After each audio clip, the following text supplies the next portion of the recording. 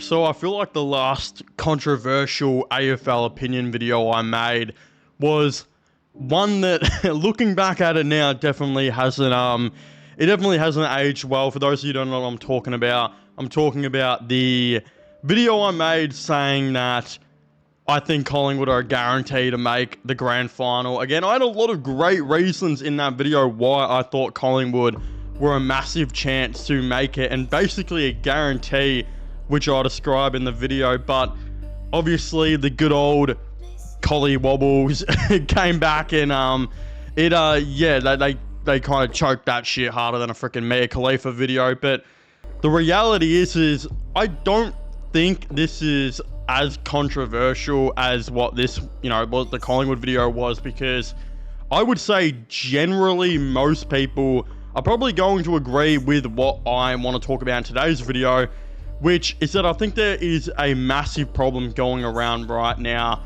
with the AFL and, of course, free agency. And for those of you who don't know what I'm talking about, I'm basically talking about just the really unfairness of what free agency has kind of turned into, the really big uneven playing field of teams who continuously get that many good players where you almost feel like they're playing NBA 2K My League without salary cap on, or you just wonder how many rules are they genuinely breaking to be able to do what they're doing. For example, obviously in the 2025 AFL Grand Final, you've got the two best teams in the Geelong Football Club and the Brisbane Football Club. So the reality is that you would assume, because these two teams are probably the best teams and they've got the best players in the AFL, that they would, most likely be pretty tight in their salary cap. And if they weren't tight in their salary cap, they would probably only have room to sign one more player. Again, you would think that because that's how the whole entire history of sports have gone. That's how the whole entire history of AFL has gone. Like, for example, you look at the Richmond Football Club. They won 3 premierships, but they only had enough salary cap to sign like one more star, and that was a Tom Lynch during that period. There's a ton of other different circumstances.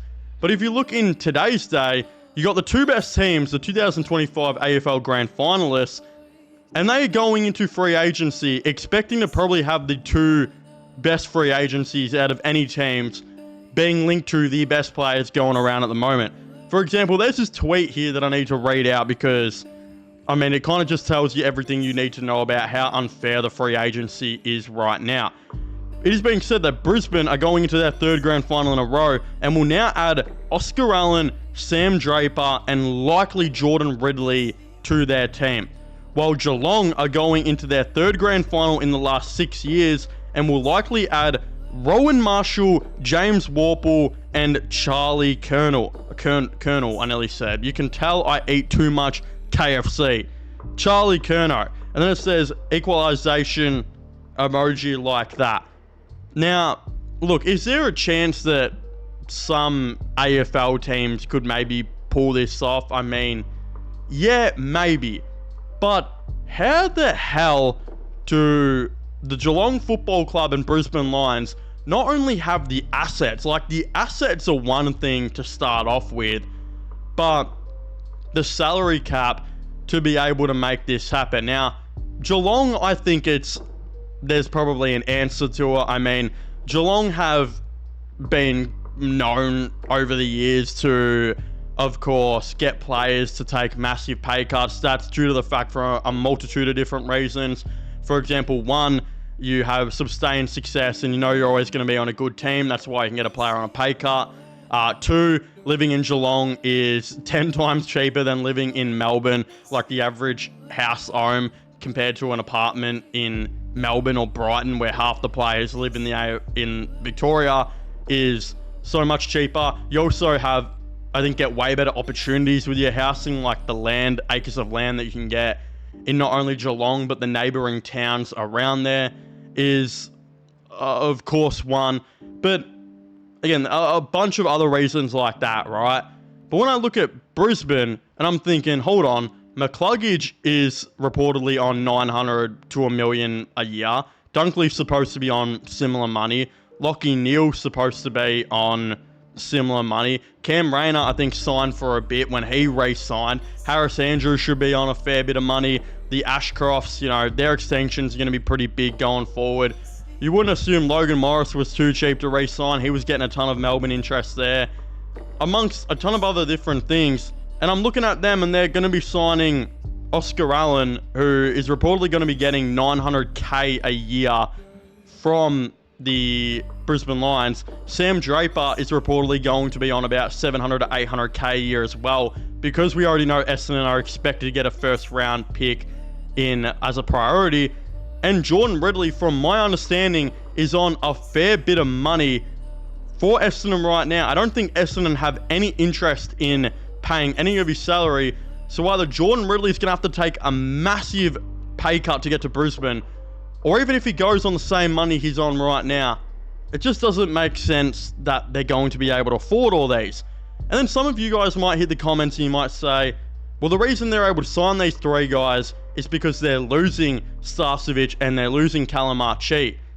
But even though that Starcevic is expected to sign for $900K a year to West Coast, which I've reported, and Callum Archie is expected to sign for a decent amount as well, both of these guys, from what is being said, are like on the AFL's average to play for Brisbane right now. So their current contracts are not $900K like they're going to be getting at West Coast, and not whatever it's going to be for Archie to be getting at Adelaide. These guys right now are reportedly on about the $450 to $550K mark. So let's just say you lose both these guys, so you've got $900K to spend. That just goes to Oscar Allen right there. That means somehow Brisbane, out of their freaking bumhole, have pulled out more money to sign Draper, Ridley. I would assume, early negotiation contract talks on the Ashcrofts coming up soon. The already contract extension they just did with Logan Morris, etc., etc., etc. It does make you think, how the hell is that happening? Like, I don't know. But it's also like, we're in a situation now where these two elite teams are signing and trading for the best players available. Like, I feel like it is a little bit unfair, and I'm kind of trying to figure out how it all completely makes sense, where you got a team like North Melbourne, who probably have had an infinite salary cap glitch for years now, because legitimately, who the hell are North Melbourne paying? And you're telling me North couldn't, persuade at least one player over these last freaking 5 or 7 years to come over their team who wasn't just a mid footballer? Like, look at the players they've brought over. Griffin Logue, Aiden Core. No offense to those guys, but they are as mid of footballers as you can probably possibly get. I'm looking at, an Oscar Allen right now. How on earth could a North Melbourne, with all the money they have had, not been able to persuade an Oscar Allen or someone like that over these years? Now I understand Oscar Allen per se, because if I got the chance to go play for Brisbane for $900K and contend for flags, I'm probably doing that over like a North Melbourne offer worth 1.2 mil. But I guarantee you there has been opportunities where North Melbourne have offered good money to players who probably they should have got. So it is a weird thing, the equalisation in the AFL right now. It's definitely a massive discussion point, in my opinion, that needs to be talked about, because Geelong being able to afford Marshall, Curnow, and Warple.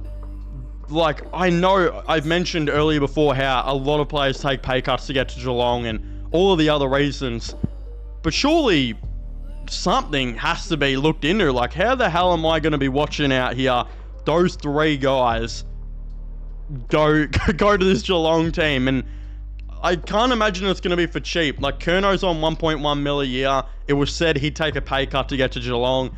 But how much is the pay cut? How much are we talking about here? If this guy's on like 1 to 1.1 million a year to play for Carlton, are you telling me this guy's taking a pay cut of like 300K to get to Geelong? Like, he's going to be on 700K next year? That's a lot of money. That's an awful lot of money. Like, I know the proposition of going and playing for Geelong is massive, and every before thing that I mentioned earlier, but it's not like he's going to a bigger club. He's actually going to technically a smaller club than what Carlton are. Carlton have more members than Geelong. They've got more fans than Geelong. They're still more popular in the social media game than what Geelong are. Like, that's a massive freaking pay cut.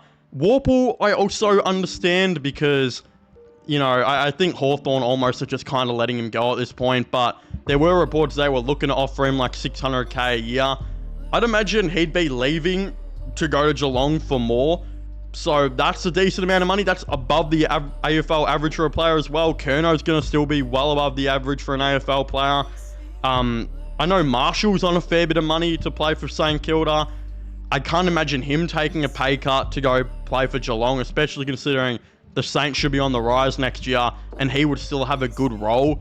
Like, what is happening here? These are the type of things that I would like answers for, and this is the situation where you almost need, you know, as the AFL, I understand the respect for privacy, right? I understand it, but I feel like you're getting into a really big grey area to red zone, right, where you almost need to reveal players' contracts, because I'm telling you right now, I think if Geelong bring in 3 of these players, even with players taking pay cuts for them and all that, it doesn't matter, because these are still going to raise a lot of questions no matter what. And I think there are going to be a lot of people throwing out some pretty interesting things, calling Geelong some pretty interesting things if they sign these 3 guys. And I think a lot of people are going to be very suspicious. That's all I'm saying. I think people are going to be suspicious on the Brisbane stuff. It is very weird. Like, I'm definitely suspicious. I mean, I know all these teams are doing this all legit. I just would love to know how. How are Geelong able to do this? Like, who's taking these Godfather pay cuts to play for Geelong? I'd love to know who they are and what it looks like, because it does make me genuinely just have a lot of questions on how the AFL contracts are working right now, how the salary cap's working. It is, I mean, yeah, Geelong and Brisbane are going to pull this off. They're going to continuously be the best teams in the game, and I mean, fair play to them. Like, shit, if they're able to do this and they're doing it legit, which we know that they, I guess, are, far out. Like, holy crap. I don't know how they're doing it. That's why I just have questions. I'd love to know how they're going about it. But of course, I'd very much like to hear your thoughts and opinions on this in the comment section down below.